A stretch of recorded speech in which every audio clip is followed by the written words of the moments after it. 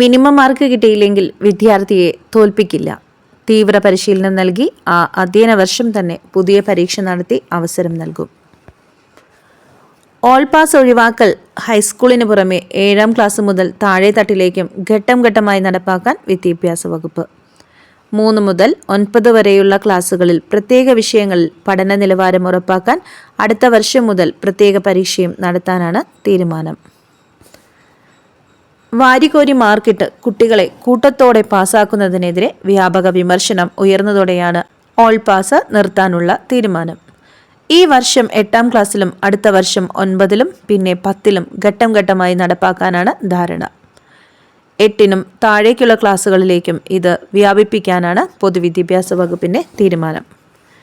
ഗുണമേന്മ വിദ്യാഭ്യാസ പദ്ധതി സെമിനാറിൽ പൊതുവിദ്യാഭ്യാസ ഡയറക്ടർ തന്നെയാണ് ഇക്കാര്യം വ്യക്തമാക്കിയത്. 7ലും പിന്നെ താഴെ തട്ടിലേക്കും കൂടി എഴുത്തു പരീക്ഷയ്ക്ക് മിനിമം മാർക്ക് നിർബന്ധമാക്കാനാണ് നീക്കം. എഴുത്തു പരീക്ഷയ്ക്ക് ആകെയുള്ള മാർക്കിന്റെ 30% പാസിന് വേണ്ടത്.